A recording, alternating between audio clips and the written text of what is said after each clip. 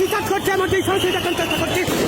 আর দর্শক দেখছেন টিএসএল এবং সচিবালয়ের ভিতরে যারা প্রবেশ করেছিল তাদেরকে কিন্তু পুলিশের সদস্যরা আমরা দেখছি তাদেরকে প্রতিহত করার জন্য কিন্তু লাঠিচার্জ করছে। যারা ভিতরে প্রবেশ করেছিল আবারও সেই গেট দিয়ে কিন্তু তাদেরকে বের হতে হচ্ছে। দর্শক সচিবালয়ের ভিতরে যারা প্রবেশ করেছিল দেখানোর চেষ্টা করছি সচিবালয় থেকে সচিবালয়ের যে বর্তমান পরিস্থিতি। দর্শক আমরা দেখছি আইন শৃঙ্খলা রক্ষাকারী বাহিনীর সদস্যরা কিন্তু যারা এখানে প্রবেশ করেছিল অনুপ্রবেশ করেছিল গেট ভেঙে ভিতরে প্রবেশ করেছিল তাদেরকে কিন্তু প্রতিহত করছে আইন শৃঙ্খলা রক্ষাকারী বাহিনীর সদস্যরা।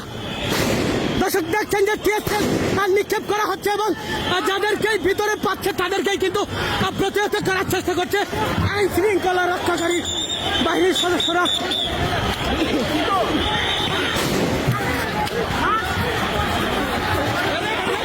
দর্শক দেখছেন আইন শৃঙ্খলা রক্ষাকারী বাহিনীর সদস্যরা কিভাবে তাদেরকে গেট থেকে বের করছে এবং যেদিক দিয়ে আসছিল তাদেরকে সেদিক থেকেই কিন্তু প্রতিহত করে তাদেরকে বের করা হচ্ছে।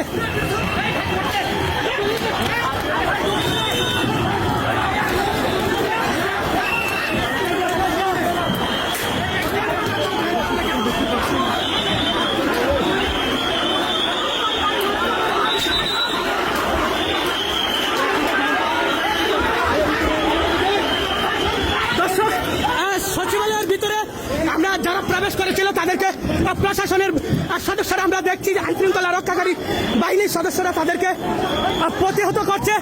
সচিবালয়ের ভিতরে যারা প্রবেশ করেছিল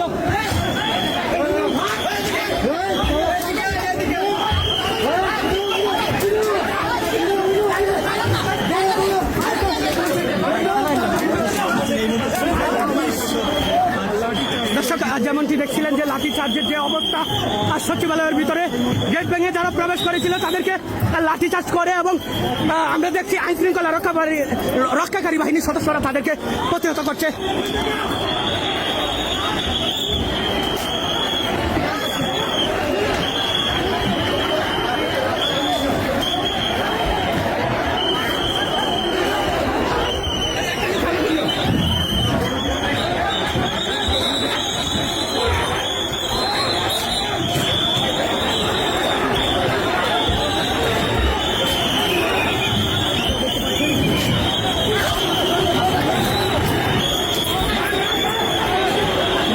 দেখছেন কিভাবে প্রতিহত করা হচ্ছে।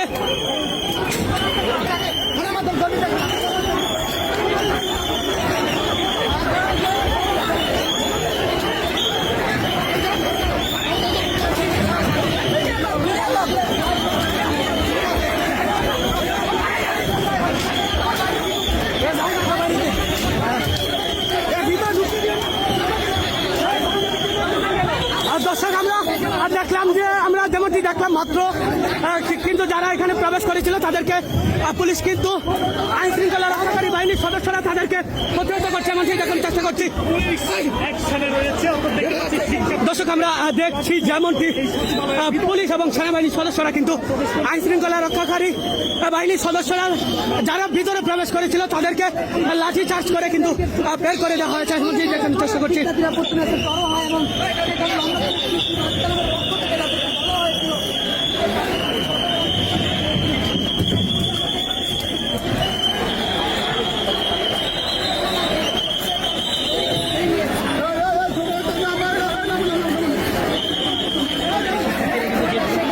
দর্শক শিক্ষার্থীরা যেভাবে অবস্থান নিয়েছিল তাদেরকে কিন্তু প্রতিহত করা হয়েছে।